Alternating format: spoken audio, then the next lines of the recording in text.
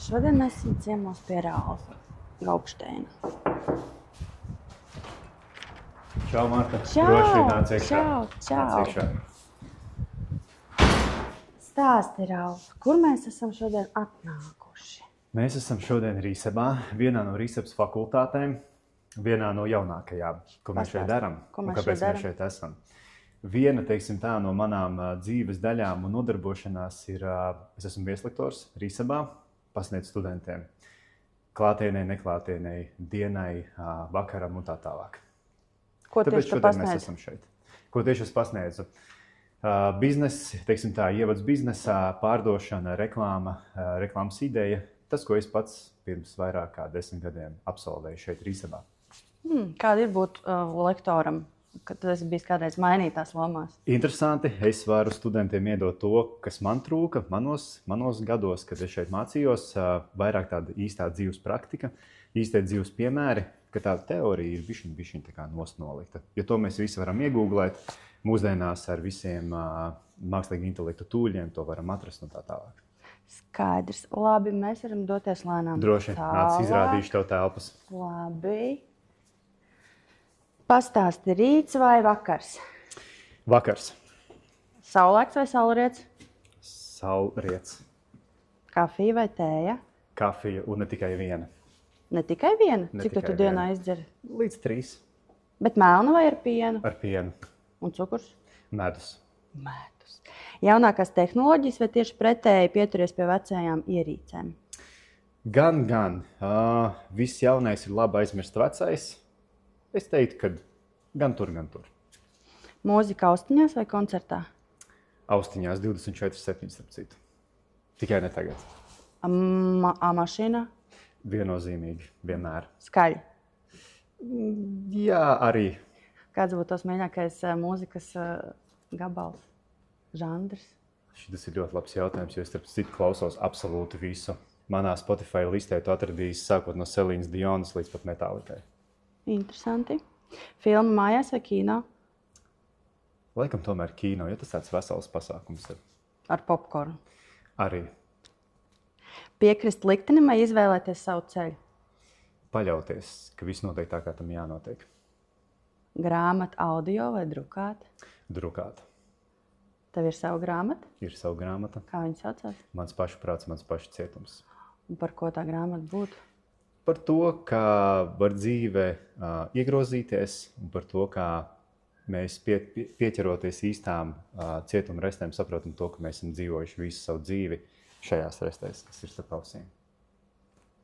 Pilsētas ritms vai laukumieris? Pilsētas ritms vienmēr. Augsta pelde vai silta pirtiņa? Augsta pelde. Daudz un dikti. Bet tā kā ir vasarā, piemēram, ko tu tad... Starp citu, es vasarās nepeldu, tikai ziemās. Es tev ļoti labi saprotu. Jā, high five.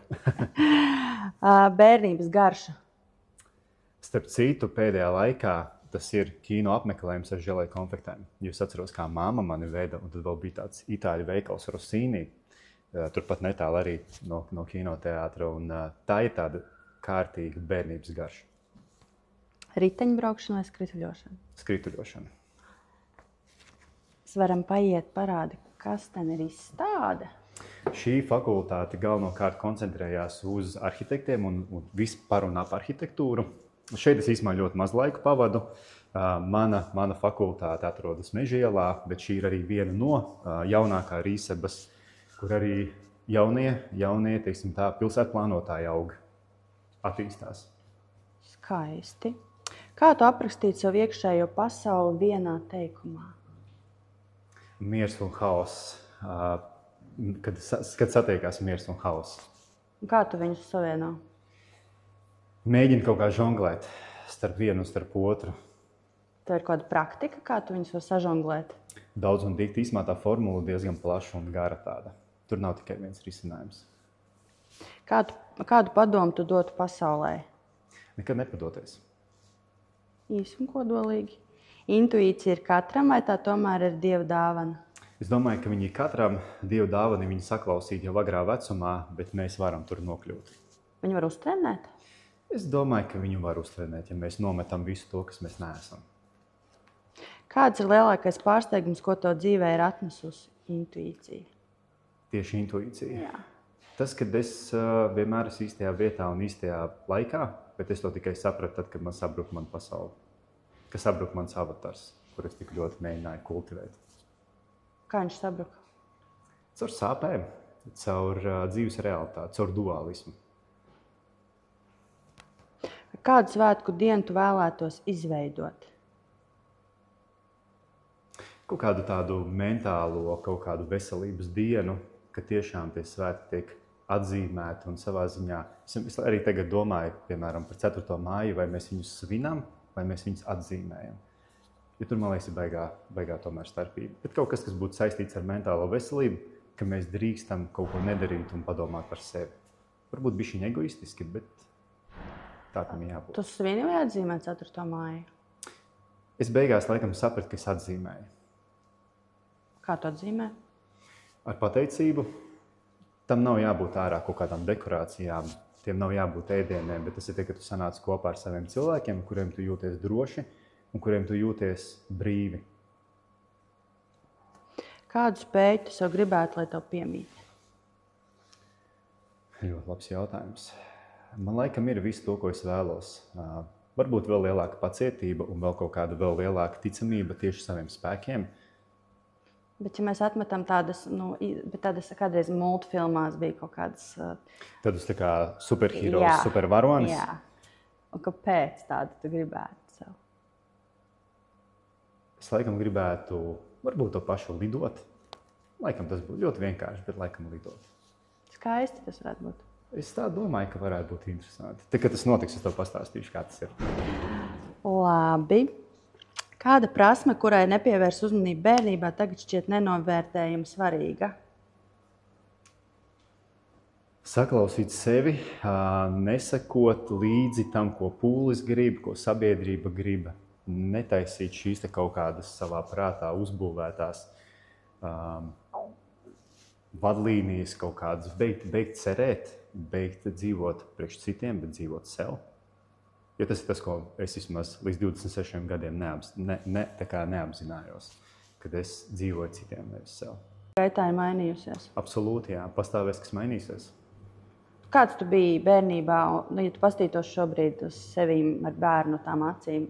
Kā tu mainījies? Pirmais vārds, ko es vienmēr arī saku un ko es rakstu arī grāmatā, nav bijis tā, ka es kādreiz esmu bijis krimināls un tagad esmu eņģelis, bet es noteikti kādreiz biju ļoti naivs un es domāju, ka visi, kas man spiež roku, ir mani draugi. Kāda ir sajūta, kad saproti, ka tā nav? Kad nav kas? Ka viņi nav tavi draugi, izrādās. Ka viņi var paspiest roku, pasmaidīt tev, bet... Tāda ir dzīve. Akals, tas skaistais dualisms. Kas ir dualisms? Es to salīdzinu tā, ka es uz vienas un tās pašas ielas, pie vienas un tās pašas sēkas varu tikt nogalināts, un tajā pašā brīdī, tieši tajā pašā vietā, nākamajā dienā, es varu atrast savu dzīves jēgu. Vai tu varētu pārvērsties par kādu dzīvnieku? Kāds tas būtu?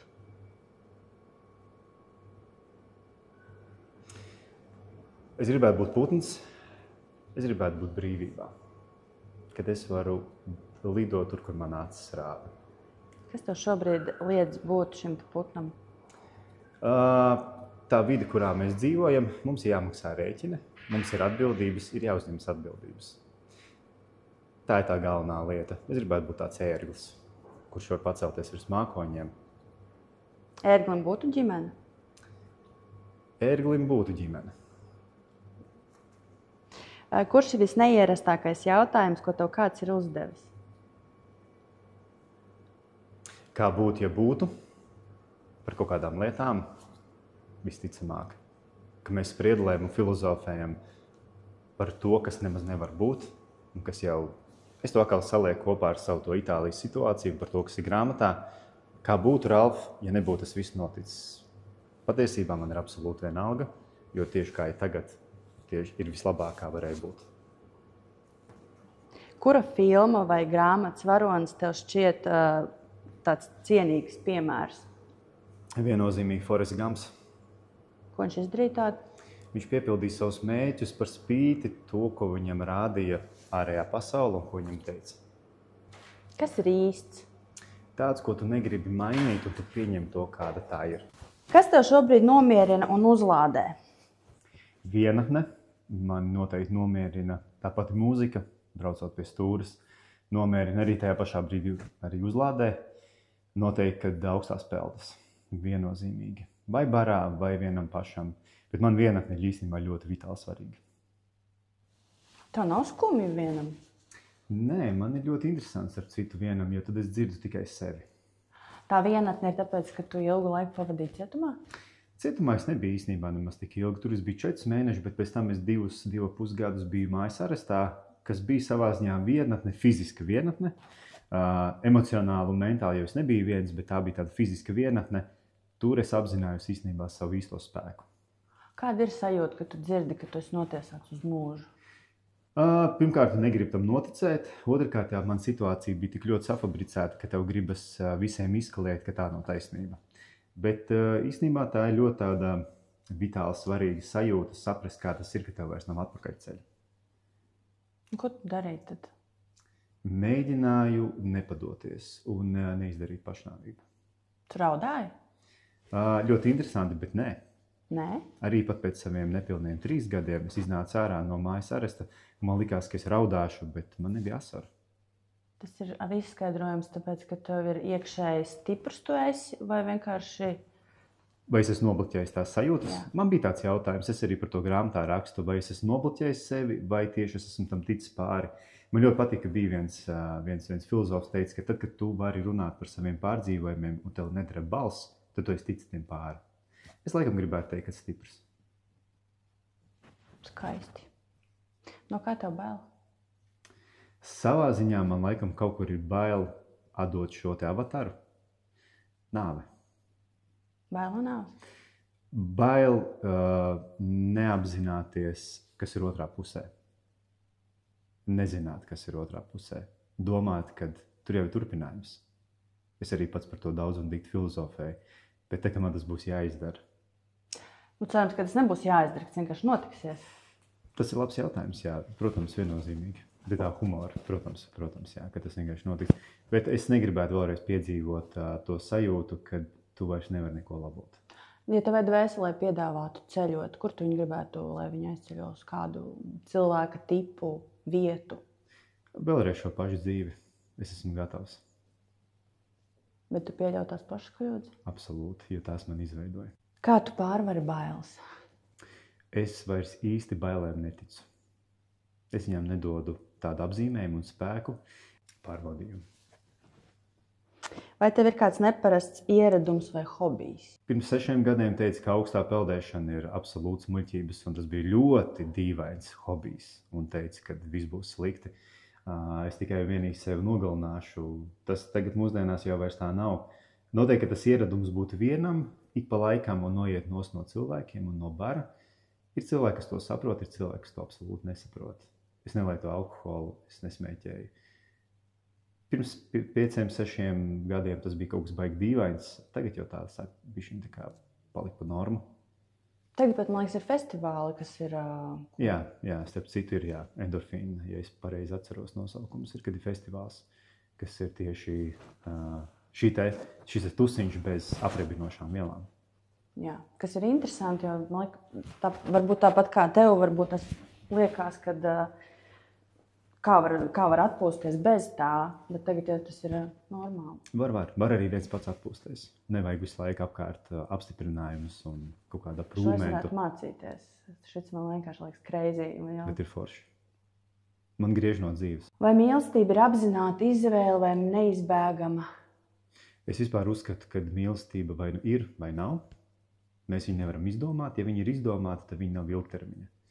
Es uzskatu, ka mīlestība, un arī pēc savas pieredzes var teikt, ka mīlestība atnāk tad, kad to mēs vismazāk gaidām. Kāds ir negaidīts? Čīzi atbildes, jā. Kāds ir negaidām? Man šķiet, ka vispār dzīvē ir tā, ka jo vairāk es kaut kam skrienu pakaļ, jo vairāk tas no manis attālinās un bēg. Apraksti, kāda ir tā mīlestība? Neuzspiesta, savā ziņā kaut kur varbūt neprātīga. Tāda, kas tev liek atmest tavus uzstādījumus. Un to prizmu un tos rāmjus, pēc kuriem tu esi dzīvojis, ka ir jābūt tieši šādi un nekā citādāk. Man liekas, ka mīlestība ir jāsajūt, nevis jāizdomā. Dzīve arī ir jāsajūt, nevis jāizdomā. Kāpēc nevarētu dzīvot ilūzijā? Varam. Es domāju, ka lielākā daļa dzīvo ilūzijā. Es arī 26 gadus dzīvoju ilūzijā, līdz brīdim es pieskāros fiziskām restēm un sapratu, draudziņ, tava ilūzija brūk, un tavs cietuma restes ir bijuši 26 gadus starp ausīm. Kurš kompliments tev ir licis justies visīpašākajam? Viennozīmīgi par to, ko man ir atskaņojuši cilvēki, kad taviem bērniem paveiksies. Tu būsi lielisks tēvs. Vai tev ir kāds sauklis vai citāts, ko atgādini sev ik pa laikam? Jā, pirmais, kas man nāk uzreiz prātā, vai es viņu atgādinu, nē, bet man viņš ir uzrakstīts digitālā formātā, ko teica Kenedijs. Nelūdzies pēc vieglākas dzīves, strādā pie tā, lai tu esi spēcīgāks, stiprāks. Ja bērnībā tu varētu redzēt, kas tu esi šodien, vai tu būtu pārsteigts par to? Ļoti. Es arī grāmatā esmu uzrakstījis tādu kā rakstu, chapteru, sleju, nezinu, kā lai to nosauc, respektīvi daļu, kur es rakstu savam 27-gadīgajam pašnāvniekam par to, ka viss vēl ir priekšā, un es zinu, ka labākās manas dienas arī vēl nav notikušas. Kā tu definētu savu tagadējo dzīves aicinājumu? Man laikam aicinājumi ir daudz un dikti. Galvenais nenojukt viņos. Kaut kur balansēs ar to, ko es gribu attīstīt sevī kā tādā dvēseliskā būtnē un arī, protams, tajā fiziskajā gaļas ķermenītī kostīmiņā, ko es saku. Protams, ka gribas kaut ko fiziski pašam sev pierādīt, ka es varu materiālajā pasaulē, tajā pašā brīdī nenoiet arī no savas tās emocionālās un dvēseliskās puses. Jo viens ir tas, ko es gribu, otrs ir tas, ko man vajag. Mans aicinājums būt labam cilvēkam un nevis meklēt pārmaiņas pasaulē, bet pašam būt tām pārmaiņām un radīt to piemēru. Un pat arī tad, kad man saka, ka tas, ko tu dari, ir pilnīgs muļķības, neviens to nenovērtē un tā tālāk, es zinu, ka tā nav. Man grāmatas ir citi pierādījums. Kad es domāju, kam tas ir vajadzīgs un priekš kam, bet izrādās, ir ļoti vajadzīgs. Būt piemēram un būt labam cilvēkam. Tas ir tas, kā es gribētu, lai man atcerās. Ne ar godalgām, ne ar medaļām, ne ar kaut kādiem panākumiem, ne ar naudas vienību, bet ar to, ka jā, viņš bija labs cilvēks. Kāda ir bijusi pēdējā reize, kad tu raudāji? Vai nav tāda bijusi? Es neatceros. Atceros gan. Atceros vienu reizi, kad es raudāju, tad, kad mans tēvs atnāca uz cietumu un man satika pēc pirmajām kaut kādām +-2 nedēļām, kad es tur biju, man bija kauns. Arī par to es rakstu grāmatā. Man bija kauns, kad maniem vecākiem mani ir jāredz tādā drausmīgā vietā. Te jāatmet ir, vai es esmu mainīgs vai neesmu, absolūti nevienam neinteresē. Tas tāpat kā sporta mačā. Lai bijusi līdzīga spēle, nevienam neinteresē, kad pēdējā sekundē zaudējām. Uz papīra mēs zaudējām. Un tieši tas pats bija toreiz. Tā bija reize, kad es esmu visvairāk, un arī pēdējā reize, kad es esmu raudājis. Vai tava izpratne par skaistumu un laimi laika gaitā ir mainījusies? Jautājums, par kādu mēs skaistumu runājam, varbūt šis būs ļoti filozofisks un tāds varbūt nedaudz blā, blā, blā, bet kādreiz es tiešām to skaistumu meklēju ārienē, bet tā ir sajūta. Un tā laime kā tāda, tas ir arī labs jautājums. Kas ir laime, kas ir prieks, kas ir mīlestība? Ir tāda laimes brīži, es uzskatu. Es arī visu laiku nevaru būt laimīgs. Ja es vienmēr būšu laimīgs, tad es nezināšu, kā ir, kad es esmu nelaimīgs. Un atkal tikai ar salīdzināšanas metodu mēs varam saprast, kas tad ir tas, kas man patīk un kas man nepatīk. Kāds bija tavs bērnības sapnis? Kas tu gribēji kļūt? Advokāts. Es gribēju būt advokāts. Un cik ironiski, ka tu beigās esi tur, skaties uz sauli rūtēnām. Precīzi. Un es redzu, kā tas ir, kā tevi aizstāv advokāti un kas notiek. Un tu pats kļūsti lēnām par advokātu savā procesā, jo man bija jāiziet cauri visām savām lietām, un es vēlējos saprast, kas notiek un kā notiek, jo advokāti arī spēlē savu spēli. Tā kā savā ziņā es kaut kur kļuvu par neatzītu advokātu, bez diplomiem, bet kaut kur es kļuvu par advokātu. Tu gribētu būt advokāts šobrīd, ja tev?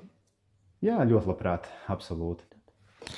Tā, mēs tev atnesām arī nelielu dāvanu. Paldies liels. Tā, tas ir kaut kas... Tas ir enzīmu dzēriens. Okay. Ļoti labs, kā aizstājies alkoholu, kā mēs dzirdējām, ka tu nelieto alkoholu. Lieliski, paldies. Ir cilvēki, kas novērtē, kas nelieto alkoholu. Paldies. Un man tev arī ir dāvana gan no manas mīļās rīsabas, gan arī no manas personīgi. būs grāmata ar ierakstu. Tā kā šis ir tev. Skaisti. Paldies. Kādu dzīves mācību tu apgūvi visgrūtākajā un sāpīgākajā brīdī un veidā? Saprotam, ka droši vien tas ir cietums. Kas bija tā mācība tev? Vairāk, laikam jau cietums bija tikai dekorācija. Tas īstais, teiksim tā īstā mācība viela bija pēc tam tajā mājas arestā. Ka tu it kā esi brīvībā, bet tu neesi brīvībā. Tev it kā tu vari mosties un iet gulēt bez bailēm, ka tev var nogalināt kāds grupējums, bet tajā pašā brīdī tu esi viens pats absolūti prom no visiem. Jo tas bija lielākais Milānas cietums. Neviens no tādiem vistrakākajiem tieši ieslodzīto ziņā. Cietumā es sapratu to, ka es varu atrast kompromisu un kontaktu absolūti ar jebkuru cilvēku, ar jebkuru ādas krāsu, rasi, nozieguma, tiksim tā kā, es nezinu, līmeni, ja tā to var teikt. Absolūti es varu dalīt gaisu, ēdienu, sēdēt pie viena galda absolūti ar pilnīgi parastu cilvēku un ar sēriju veidu slepkavu. Mums visiem ir pa ceļam. Mēs varam atrast kopsaucēju. Mājas arestā atrast savu iekšējo spēku, ka tu esi norausts no ārpasaules, jo tur arī gāja kā pa kalniem. Izgāja cauri ļoti smagai depresijai, bet tur es apzinājos, ka kaut kas iekšā manī ir vairāk nekā es to varu apzināties un sajust. Un tur es nometu nost to savu avataru un to uzstādījumu, kāds es esmu, jo es uzskatu, ka mēs nevis sevi atrodam dzīvē, bet mēs nometam visu lieko. Tādām daļiņām? Tādām daļiņām, jā. Tā kā tāds sīpoli, tās kārtas ņemam nost. Ko tu darīji tajā dzīvoklī? No sākuma sajūta prātā, tad gan arī sev nogalināju, un tad es sapratu, ka, jānoplēš ir visi tie spoguļa, tās avīs, kas man spoguli bija aizklājušas, kad man jāatrod draugs spogulī, man jākļūst par komandas biedru. Pietiek spēlēt vienam pašam, pietiek vainot apkārtējos, pietiek vainot sevi pie kaut kādām neizdarībām, jāuzņems atbildība. Tas galvenais vārds, kas iekrāsojās manā visā Itālijas notikumā, ir uzņemties atbildību par to, ko tu esi izdarījis, un arī par to, ko tu neesi izdarījis. Jo tad, kad mēs neveicam izvēli, mēs tik un tā veicam izvēli. Kāda būtu tava ideāla brīvdiena? Vienu laiku es teicu, ka es ļoti gribētu pamēģināt, kā tas ir, kad es nestrādāju, bet es sapratu to, ka es esmu laikam tik ļoti laimīgs šajā dzīvē, kad es daru lietas, un es pat nejūtu, ka es strādāju. Tad, kad man nav uzdevumi, man nav kaut kāda pienākuma un atbildības, es jūtos tukšs. Laikam tā mana brīvdiena ir satikties ar ģimeni, ko mēs arī svētdienās darām, jo man svētdienās ir pārsvarā ādažu pingvīņu peldes. Tad pēc tam es ādažos, tas arī ādažos notiek, man ģimenes pats no ādažiem, tad arī mēs satiekamies, pēdam, paspēlējam kārtas, pasmējamies visi kopā, vienkārši pavadam laiku, būt momentā ar savu ģimeni, ar saviem tuviniekiem. Kas ir viena lieta, ko cilvēki bieži vien par tevi kļūdaini pieņem vai uzskata? Ka man viss ir tāpat atnācis, kad es esmu veiksminieks, man viss ir dzīvē tāpat atnācis, nokritis, kad man dzīve ir uzdāvinājusi, bet nekas nav tāpat vien, absolūti. Ja tava dzīve būtu filma, kāds būtu tās nosaukums? Mans pašu prāts, mans pašu cietums. Ļoti oriģināli, vai ne? Bet tā filma būtu kāda? Drāma? Horror movie. Smējos, nē. Tā noteikti būtu savu veidu drāma. Savu veidu kaut kāda arī varbūt savu veidu romāns. Jo to cietumu nevajag dramatizēt. Mēs cietumu dramatizējam ikdienā, ka tas ir kaut kas drausmīgs un kaut kas ārprātīgs. It visā var saskatīt savas labās puses. Izklausās diezgan. Iesaku. Nē, droši vien tavs cietums ir cietums ar restēm, bet citi droši vien dzīvo vēl sliktākos apstākļos un sliktākām. Tur jau tā lieta. Un tas ir tas, ko es arī, būdams atpakaļ Latvijā, es ļoti daudz nodarbojos ar ziedojumiem, un es saprotu to, ka ļoti daudz cilvēki, starp citu Latvijā, mums dzīvo tepat mūsu vidē un vidū. Mēs nerunājam pat par kaut kādām lauku teritorijām, bet tepat Rīgā man cietumā bija labāki. 3D, teiksim tā, apstākļi. Bet pieskaroties tam, ko tu teici, tam prāta cietumam viņam ir stikla sienas, un mēs nezinām, kur viņas sākas, kur viņas beidzas. Īstajā cietumā, pieķeroties tām metāla restēm, es sapratu, tā arī, ka viņas ir. Ja es viņas salauzīšu, es būšu brīvībā. Prāta cietumā tās stikla sienas mēs neredzam, bet viņas tur ir. Kāda ir tava attieksme pret pārmaiņām? Vai tās tevi iedvesmo vai biedē? Viņas man iedvesmo. Protams, ka tīri cilvēcis sākumā ir bišķiņ bail, jo būs jāiet tur, kur es varbūt nejūtos komfortabli. Komforta zona ir skaista, bet nekas tur neaug. Pārmaiņas savā ziņā iedvesmo. Pirmās 24 stundas būs bailīgi. Varbūt 48, bet pēc tam viss būs kārtībā. Kādas pēdējās pārmaiņas tu atceries? Ļoti labs jautājums. Pēdējās pārmaiņas, ko es atceros, kad strādājot ar terapeitu, es saprotu to, ka man ir jānometa sev uzstādījumi. Jo vairāk es nāku ar uzstādījumiem, man dzīvē jābūt ir šādi un nekā citādāk. Man sāka visums ar vien vairāk un vairāk sist un rādīt, met nost uzstādījumus puisīt. Tas, ka tu esi izdomājis, ka mīlestībai ir jābūt tādai un noteikumiem jābūt tādiem, es tev parādīšu, ka ir dualisms. Varbūt visādi. Es nesaku, ka tev nav taisnība, bet es tev parādīšu, ka var būt visādi. Iet terapijā, tas ir labi? Absolūti, jā. Es nenopeļu to. Tāpat kā dzert alkoholu arī, es nesaku, ka tas slikti vai labi. Tas vienkārši notiek. Jautājums vienkārši, lai nav tā, ka mēs tajā terapijā meklējam pārāk daudz kaut kādus risinājumus vai atbildes. Atkal tas pats stāsts par to filozofiju, jo vairāk es iešu un mēģināšu kaut ko panākt un atrast, lai nav tā, ka mēs to atbildību ieliekam tā terapeita rokās. Kas ir viena lieta, ko tu vienmēr vēlējies pamēģināt, bet vēl neesi izdarījis? Pavisam pārvākties uz citu valsti ilgtermiņā un to tā kā sākt domāt, ka tā ir visa mana dzīve, jo es esmu pamēģinājis visur, kur padzīvot, bet tas vienmēr ir bijis tāds, tas jau tikai uz laiciņu. Studijas uz pusgadu, pēc tam tā Itālija, kas notika. Vienmēr man ir bijusi iekšā sajūta, ka es kaut kā varbūt līdz galam neesmu tas cilvēks, kas sēdēs vienā vietā. Es jūtu, ka tas potenciāls ir milzīgs, un tad ir tā sajūta, ka tu to pašu visu var darīt arī tur, kur ir liels tirgus, kur ir lielas iespējas, lielas ambīcijas, kas ir savā ziņā Dubaja, un kur es esmu bijis atkal periodiski, bet tas ir vienmēr tāds kaut kāds, es tur būšu 2, 3, 4 mēneši, un tas ātrāk skriešu atkal mājās. Tad atkal es būšu mājās, tad atkal es tur aizskriešu, un tā ir tāda periodiski, bet vienkārši paņemt vienā dienā un nogriezt visu ar nazi, pārcelties un saprast tā. Tagad es nezinu, kad es atgriezīšos. Ko tu gribētu tur darīt? Kas būtu tas darbs? Tas pats nekustamais īpašums, ar ko es nodarbojos, un investīcijas. Nekas jau baigi daudz nemainītos. Tas arī ir tas, ar ko es sadegu Itālijas ietvaros, un tas ir tas, ko es arī turpinu darīt jau 11 gadus. Tas ir arī tas, kāpēc es arī tur lēnām lieku to kāju tajās durvīs un uz to pusi skatos uz to tirgu. Bet jā, vienkārši paņemt un uzņemties vienā dienā, kad vairs nav laika nogriežņa. Ja tev būtu iespējas brīdi apstādināt laiku, kādu mirkli tu gribētu saglabāt mūžīgi?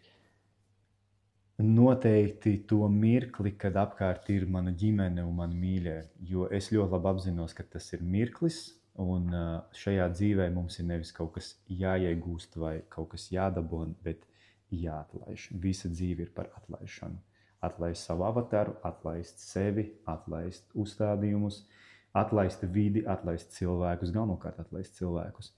Tā ir lieta, ko es apzinos, un es arī grāmatā rakstu, ka katru reizi, kad mēs nonākam mājās, mums jāapzinās, ka ļoti iespējams nekad vairs nebūs tā, kā ir tagad. Diezgan sērīgi, bet tā ir dzīve. Dzīve jau nav tikai par varavīksnēm un par rožu krūmiem un par vienreģiem. Un par vienreģiem. Arī gan. Kādu nospiedumu tu gribētu atstāt pasaulē? To, ka labestība iet pāri visam. Tas ir tas, ko es daru.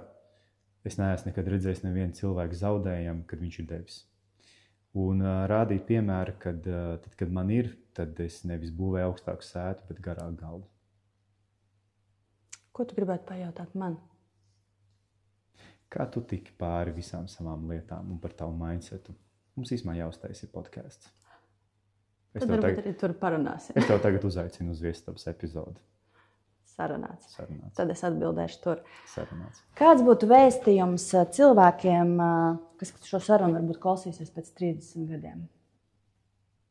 Ļoti labs jautājums, vai es vēl pats būšu, bet ko es gribētu pēc 30 gadiem atstāt? To, ka nekad 20, 30.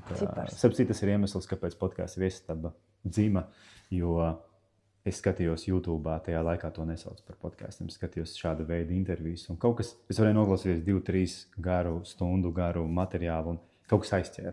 Tad man likās, es arī kaut ko tādu gribu atstāt, tā kā pateicība, ka es varu šeit bradāt pa šo pasauli atgriezties šajā vidē. Es gribētu to, ka cilvēki nepazaudē to savu iekšējo balsi, turpina viņai ticēt un turpina viņai sekot. Labestība, viņa stāvēs vienmēr pāri visam, absolūti. Un vairāk mīlēt, mazāk ienīst un vairāk mīlēt. Paldies, paldies, ka atvēri durvis uz savu pasauli, patiesu, trauslu un skaistu. Katrs stāsts, lai cik sāpīgs vai sarežģīts tas būtu, ir daļa no mūsu dzīves ceļa. Mēs visi reizēm maldāmies, krītam un pieceļamies, un tikai laiks atklāja, kas bija pareizs, kas bija mācība. Taču svarīgākais ir tas, ka mēs saprotam, pieņemam, pateicamies un turpinam dzīvot. Dzīvot ar atvērtu sirdi, ar pateicību elpot un ar drosmi mīlēt. Tas ir īsts skaistums. Paldies Tev par sarunu, lai šie vārdi kādam kļūst par tiltu uz cerību, par atgādinājumu, par mīlestību, par spēku turpināt. Un ja kāds paņem līdzi kaut tikai vienu dzirksteli, tā jau ir gaisma. Paldies Tev! Cik mēs ļoti līdzīgi domājam. Paldies Tev! Un runājot par to varavīsni, lai tā varavīsne spīdētu, ir jānolīst lietum. Un lai tā zvaigznes spīdētu, ir jābūt tumsai. Un atkal šeit ir tas skaistais dzīves dualisms. Paldies Tev! Paldies!